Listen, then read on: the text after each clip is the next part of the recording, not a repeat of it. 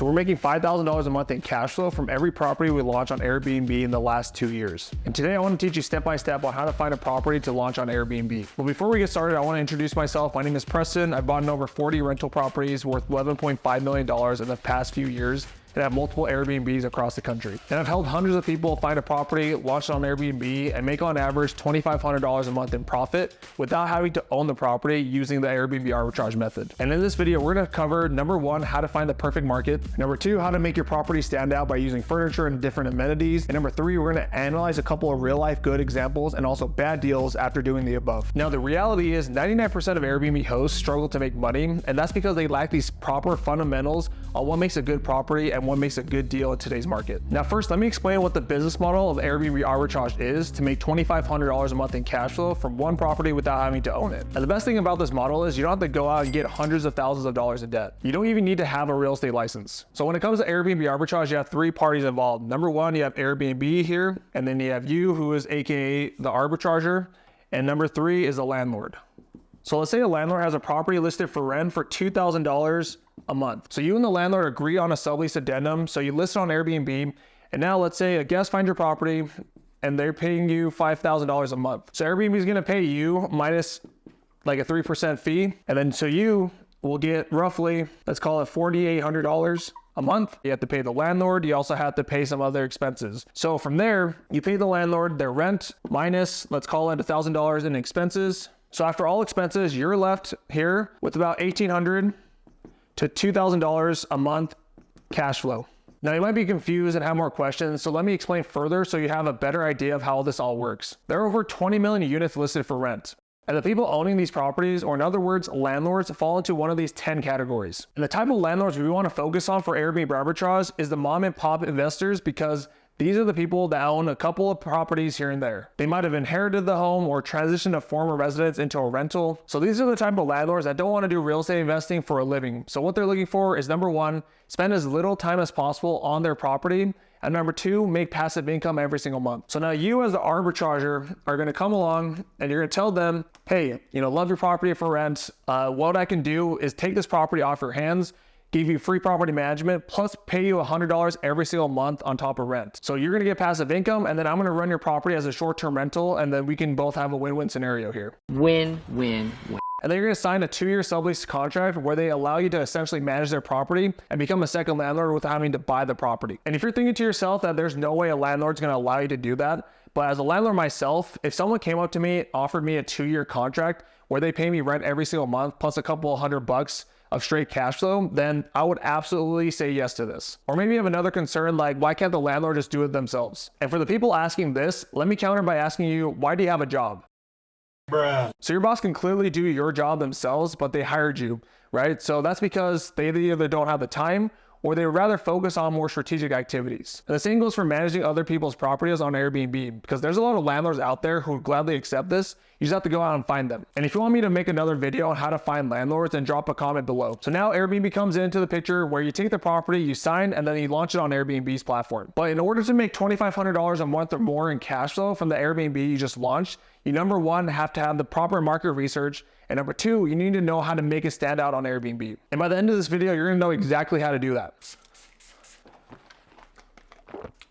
So the easiest way to find a market that has potential for Airbnb arbitrage is to ask yourself, where do me and my friends like to go on vacation? And also, what do they experience there? And also, what's worth remembering from that stay? Now, don't worry if you can't think of anything off the top of your head. I'm also gonna give you some other ways to find markets. So another way you can go and search for properties is by Googling best US cities to visit in 2023. I also like to use the AI tool, Google Bard. Now, I personally like to stay away from big cities like LA, New York, San Francisco, and so on. And mainly because these markets have really strict laws when it comes to Airbnbs. What you want to look for is smaller family getaway cities or tourism attractions nearby, which states are more Airbnb friendly, and that also gives you more flexibility. Or you can even find smaller cities that are closer to some of these bigger cities that allow Airbnbs. So in fact, me and my team have made a report of 1,000 cities and their state laws and if they approve Airbnbs or not. So if you want that, you can click the link in the description. It's absolutely free to get.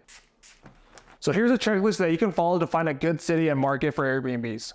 The first thing that I look for are regulations. So I want a city or a market where they've already made up their mind on Airbnbs, and also a place that doesn't have crazy restrictions. Another thing I like to look for is the demand, and I want to see it continue to rise. Number 3, you have to also consider the competition, and you want to make sure that you can go in there and stand out from the rest of the crowd. And the 4th thing that you want to look for is that the numbers make sense. More specifically, I like to follow the 2.25x rule. So this 2.25x rule basically means that the revenue every single month needs to be 2.25x the monthly rent. So for example, let's say you find a property for rent for $1,000 a month. That needs to be 2.25x for the monthly revenue.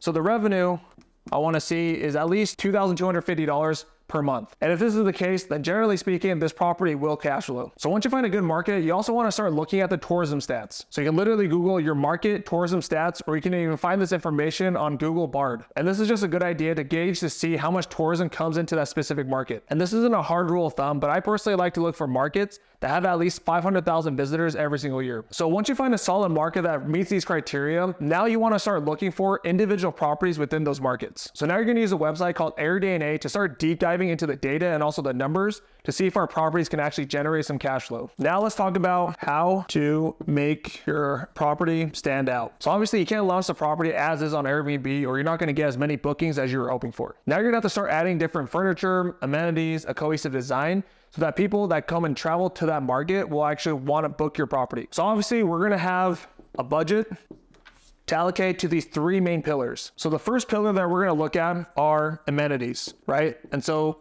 amenities are things like ping pong tables, a hot tub, grills, pool table, etc. You can also look up on Airbnb and also AirDNA to see what your competitors are using for their amenities and their properties. And some really good bang for your buck amenities that I think every single listing should have are string lights in the backyard, fire pits, and also yard games. Also, if your target market are families traveling together, then you should also have pack and plays, toys for them, etc. Now, the second pillar that you're going to have to allocate is furniture.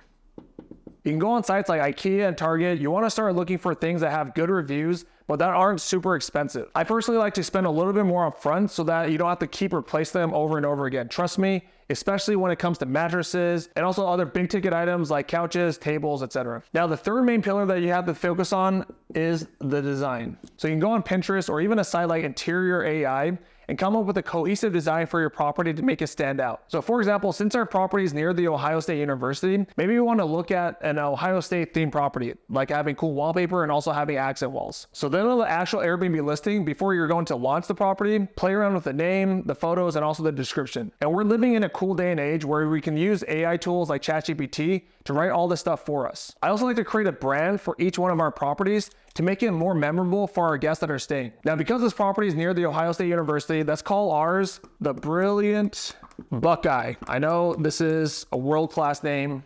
So this is really just going to give our property a personality. And also, like I said, the branding is important because this is also going to attract guests from being repeat guests in the future. So these are all things that a lot of Airbnb hosts aren't thinking about. So if you can do these things up front, then this is gonna make it way easier for you to stand out and also for you to get repeat guests in the future. So now let's take a look at good and bad Airbnb arbitrage deals after we run all the numbers. All right, so I'm over here on AirDNA and I switched over to my computer to give you a better idea and a real life example of how this all works. So for example, let's go over to Columbus, Ohio for this example. Now, I've chosen Columbus, Ohio because number one, it has really strong tourism. There's over 39 million visitors in 2022. It's also near the Franklin Park Conservatory. There's different botanical gardens, Columbus Zoo, aquarium, and also the Ohio State University. It's also a major business hub with a lot of Fortune 500 companies that are headquartered in the city. This also makes it a popular destination for business travelers. There's also a bunch of different events that go on throughout the year, like the Arnold Sports Festival, the Columbus Marathon, the Ohio State Fair, etc. So with that being said, there's about 3,700 active listings here in Columbus. Now, most people make the mistake of looking at the annual revenue and the occupancy rate for the entire market. But what I want to focus on to determine if this is a good market or not is take a look to see at individual properties within this market that I'm trying to go after. So an easy way that I do this is I like to go over here to the filters. I'm going to filter, let's say we're only looking for 3+ bedrooms. We're going to hit apply.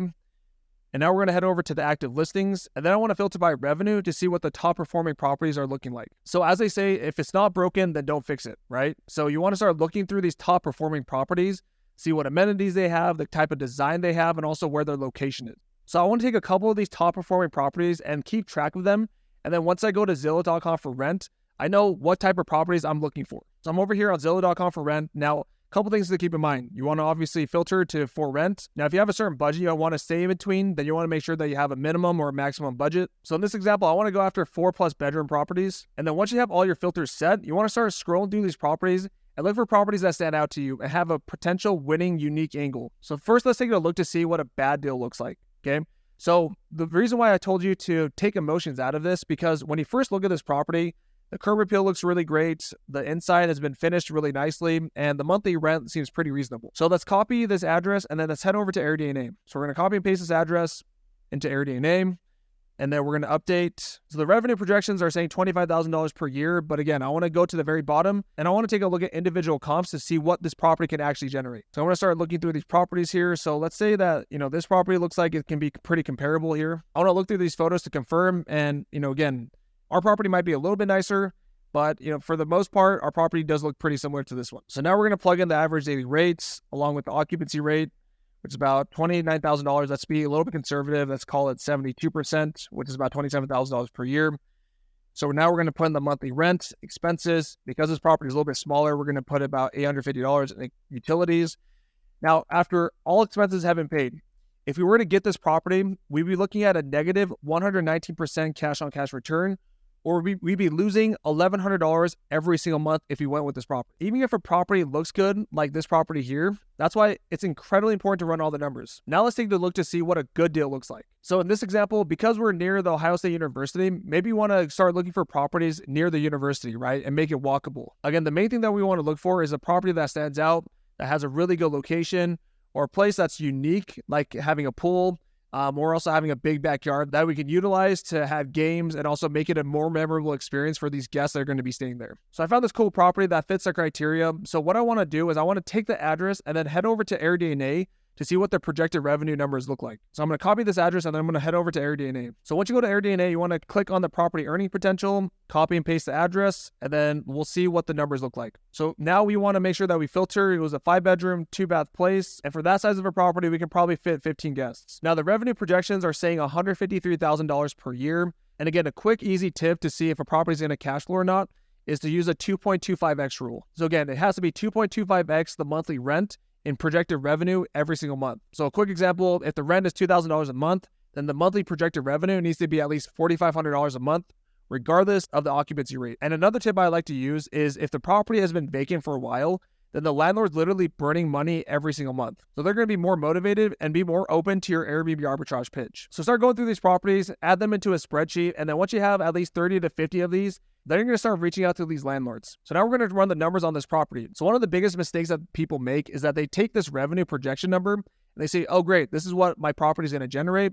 Plug that into some sort of calculator, and then that's what they go based off of. But what we want to do is look at the individual comparables at the bottom of the screen here. Now, as you can see, there's a wide range of properties and also the revenue projections for each property. So we want to make sure that we find the most comparable property or properties to compare our property to. So for example, let's take a look at this property. So as I scroll through these pictures here, it definitely looks like our property can definitely, if we add the right design and the furniture and amenities, that we could definitely compete with a property like this. Now, the revenue that they're bringing in is about $106,000 per year. So we're going to take this number and then we're going to head over to my Airbnb arbitrage calculator. So what we're going to do real quick is run through these numbers, okay? So the startup cost, the monthly rent, security deposit, other fees like your LLC setup, and then the estimated cost for the bedroom. So a total initial investment, because this property is a little bigger, we're looking at just under $15,000 for the initial setup. Now, we want to start plugging in all the numbers, okay? So obviously we have to enter what the average nightly rate and also the average occupancy rate is.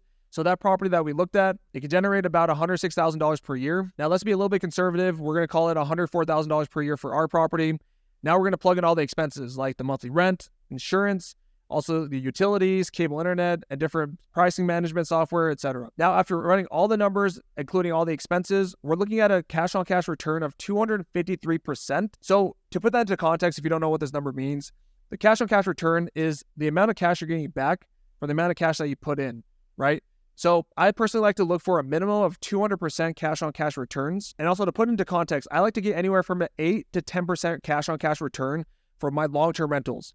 So for Airbnb arbitrage, your money goes way further, which is why I'm a huge proponent of this business model. And for our cash flow, we're looking at over $3,100 a month. And again, that's after all expenses have been paid.